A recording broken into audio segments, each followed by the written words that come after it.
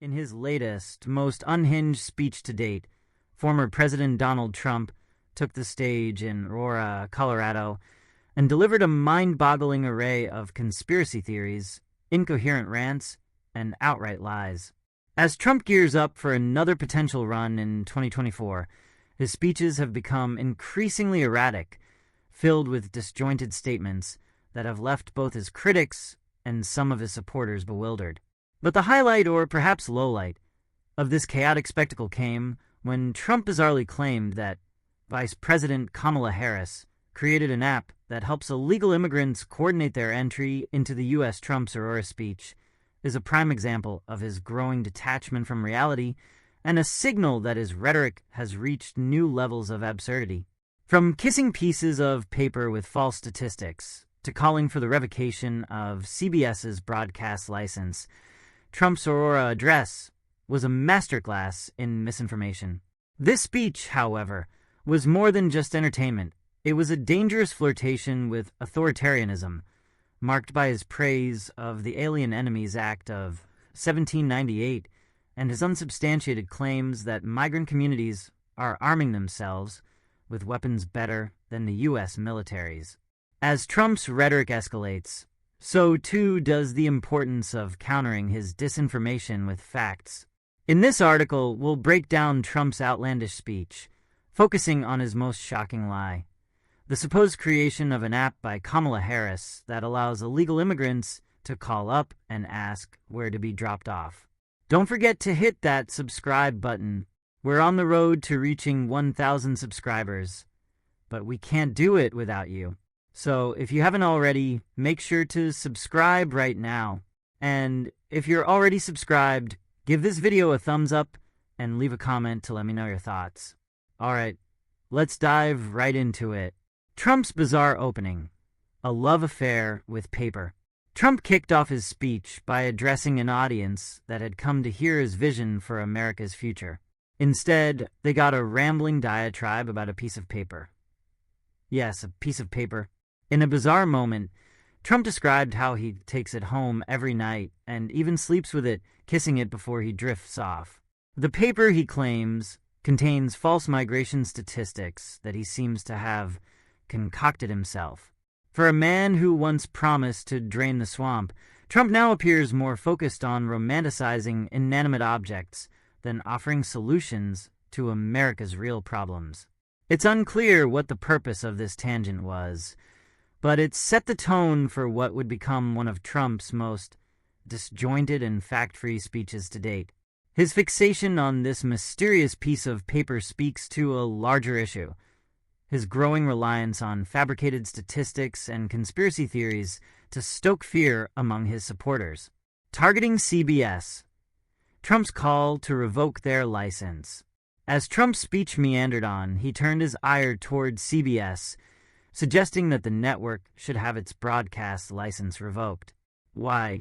Because they aired an interview with Vice President Kamala Harris that Trump found unflattering. In true Trump fashion, he framed the network's interview as dishonest, even though he refused to appear on 60 Minutes himself. So CBS gets a license, and the license is based on honesty. Trump said, "I think they have to take their license away." I do.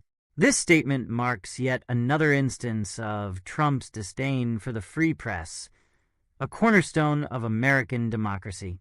His willingness to go after major news networks for simply doing their jobs is emblematic of his authoritarian tendencies. During his presidency, Trump frequently attacked the media, labeling any negative coverage as fake news. Now, it seems he's ready to go even further by suggesting that media outlets that don't align with his narrative should lose their ability to broadcast altogether. Trump's rant about the weave. In an even more perplexing part of his speech, Trump took a strange detour into a discussion about something he called the weave. According to Trump, the weave is a method he uses when he loses his train of thought during speeches. In his view, it's a technique that allows him to veer off topic, talk about random subjects, and then seamlessly return to his original point. Naturally, he criticized Kamala Harris for not employing this so-called weave during her interviews. "I thought this was going to be a long answer. Long, beautiful, the weave," Trump said. "I thought you'd do a weave like Trump does. Weave, and then always come back into what you're doing." At this point, it's unclear whether Trump was intentionally trying to confuse his audience or if he was simply lost in his own thoughts. Either way, this segment of his speech was met with more confusion than applause. His reference to the weave underscores just how off the rails his rhetoric has become, leaving even some of his most loyal supporters scratching their heads. The Kamala Harris app conspiracy. Then came the claim that left everyone speechless. Trump asserted that Vice President Kamala Harris had created an app that allows illegal immigrants to coordinate their movements across the U.S. border.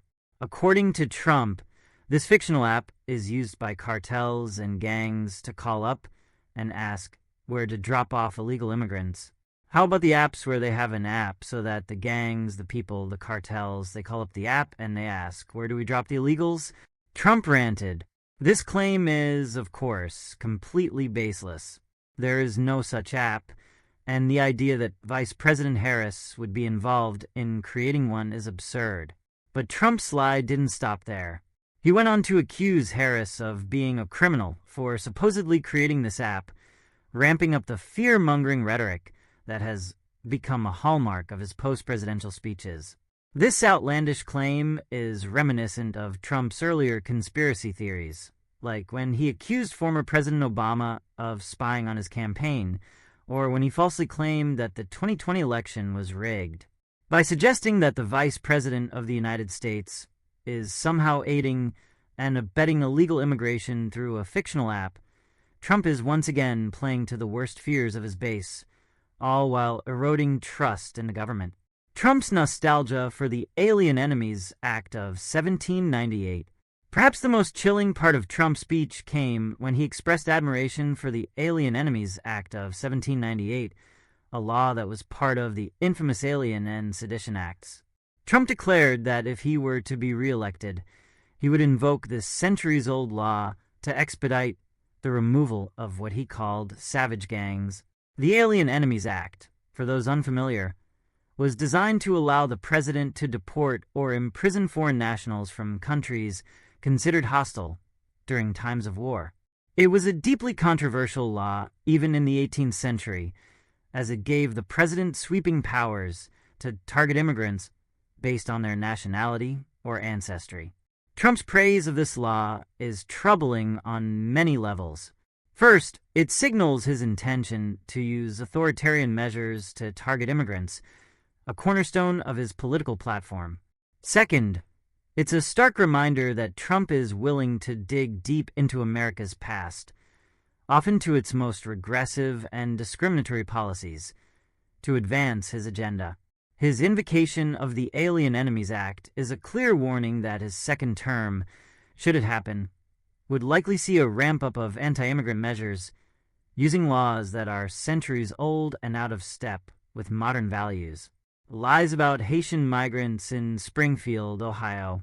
Trump's speech wasn't just limited to lies about Kamala Harris and ancient laws. He also turned his attention to the Haitian migrants in Springfield, Ohio. In another baseless claim, Trump stated that the legally protected Haitian migrants who have settled in Springfield were brought in through probation and referred to them as prisoners. They did it through probation. "I assume they're like prisoners or something," Trump said. This statement is not only false, but also offensive. The Haitian migrants in Springfield have been legally resettled and are contributing positively to the community. Trump's insinuation that they are somehow criminals is a continuation of his long-standing pattern of demonizing immigrants and people of color. By equating legal migrants with prisoners, Trump is not only spreading misinformation, but also stoking racial divisions. The polling lie. Trump claims he's winning Pennsylvania. As if his other claims weren't enough, Trump also lied about his standing in the polls. He stated that he's leading Pennsylvania by a lot, a claim that is completely unsubstantiated. In reality, Trump has been struggling in key battleground states, and there is no credible polling data to support his assertion that he's winning by a significant margin in Pennsylvania. This type of false claim has become a hallmark of Trump's rhetoric. Throughout his political career, he has frequently exaggerated his popularity and standing in the polls, often in the face of overwhelming evidence to the contrary. By lying about his poll numbers, Trump is attempting to create an illusion of momentum that simply doesn't exist. Donald Trump's Aurora, Colorado speech was a chaotic mix of conspiracy theories, falsehoods, and authoritarian rhetoric. From his outlandish claim that Kamala Harris created an app to aid illegal immigrants, to his disturbing praise of the Alien Enemies Act of 1798, Trump's speech shows just how far he's willing to go to stoke fear and division. What makes this speech particularly alarming is the sheer volume of lies and disinformation. Trump has made it clear that he's not interested in facts or truth. He's interested in creating a narrative that plays to the worst instincts of his base. His willingness to spread falsehoods about everything from CBS's broadcast license to Haitian migrants in Ohio is a reminder that Trump's brand of politics is built on fear, division, and deception. As Trump's rhetoric grows more dangerous, it's important to remain vigilant and to counter his lies with facts. The future of American democracy depends on it.